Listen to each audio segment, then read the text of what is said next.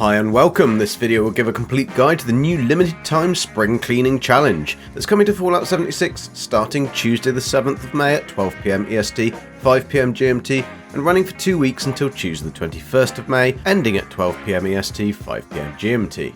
The event consists of 2 sets of mini challenges with 3 main rewards, although each mini challenge will also have their own rewards granted on completion. The main challenge rewards will be granted after completing each week's set of challenges, and the final reward granted after both weeks' challenges have been completed. The first week's set of 7 challenges will run from Tuesday the 7th until the 14th, and the second set of 7 challenges will run from Tuesday the 14th until Tuesday the 21st. Please ensure to like and subscribe to my channel for more Fallout content if you find this video helpful. You'll need to complete a certain number of the 7 challenges during each of the 2 weeks in order to claim the reward for the corresponding week.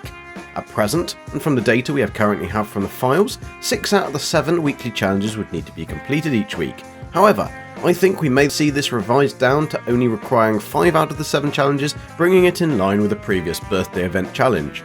My reasoning for this is that 2 of the weekly challenges for both weeks require the Cremator weapon to be used, so any new players coming to Fallout 76 would not necessarily have access to this weapon, as it cannot be currently traded or obtained from anywhere other than achieving rank 22 on Season 16.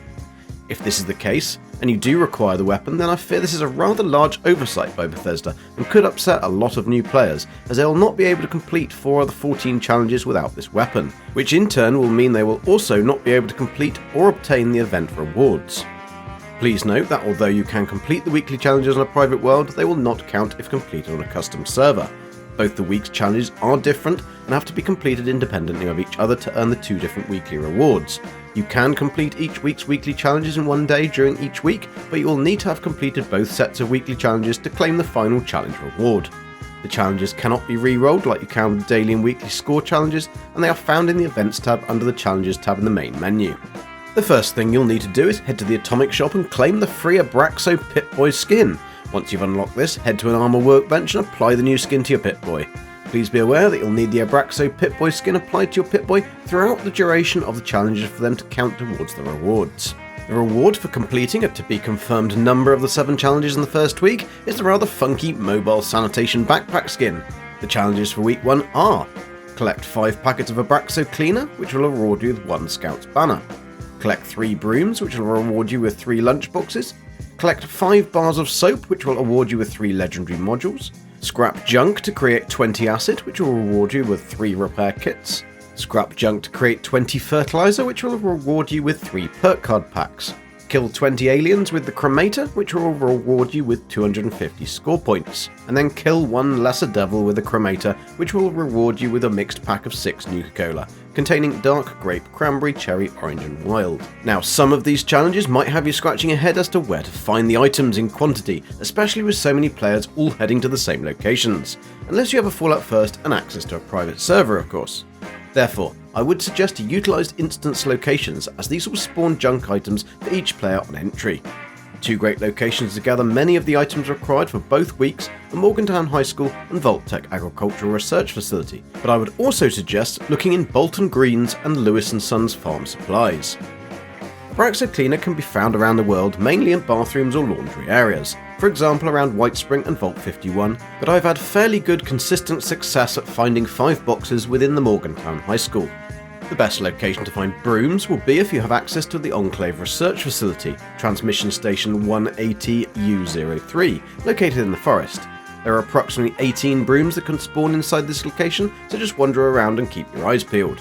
If you haven't yet gained access to this area, then I would suggest heading over to Bolton Greens, where there are 4 broom spawns, 1 near the front desk, 1 in the kitchen, 1 in the small locked room just off the kitchen, and 1 in the upstairs bathroom. However, you may need to server hop a few times if they've already been taken. Bars of soap can also be found inside the Morgantown High School, so easy to collect whilst you're gathering the Abraxo Cleaner. However, another great spawn location is inside a red wheelbarrow behind one of the buildings at the Darling Sisters Lab in the forest area. Here there are also 3 floaters that will spawn, so be careful, but you'll be able to gain some of the acid required for the next challenge by scrapping the red fire floaters pus sack. Delightful. For the next 2 challenges, you'll need to gain 20 acid and 20 fertilizer by scrapping junk.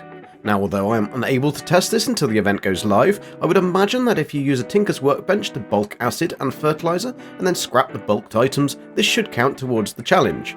If it does not count, then you can find plenty of acid and fertiliser at the Vault-Tec Agricultural Research Facility located in the forest region of the map.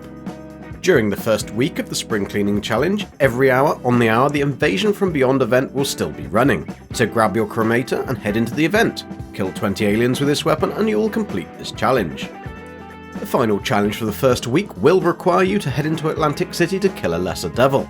If you're a new player, please see this complete guide of how to start the expeditions and where to find the lesser devils. Once you have completed a to-be-confirmed number of these challenges, you will receive the Mobile Sanitation Backpack Skin reward. That can be applied at the Armour Workbench.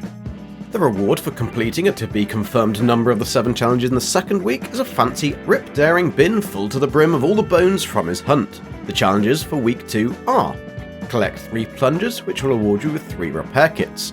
Collect 5 rolls of toilet paper, which will reward you with 3 perk card packs. Scrap junk to create 20 ceramic, which will reward you with 3 repair kits. Scrap junk to create 20 plastic, which will reward you with 3 legendary modules. Kill 10 Overgrown using the cremator weapon, which will reward you with 250 score points. And kill 1 Snallygaster with a cremator, which will reward you with a mixed pack of 6 Nuka Cola, containing dark grape, cranberry, cherry, orange and wild. The final challenge is to scrap 1 specific board game called Catch the Commie, which will reward you with 1 Scout's banner.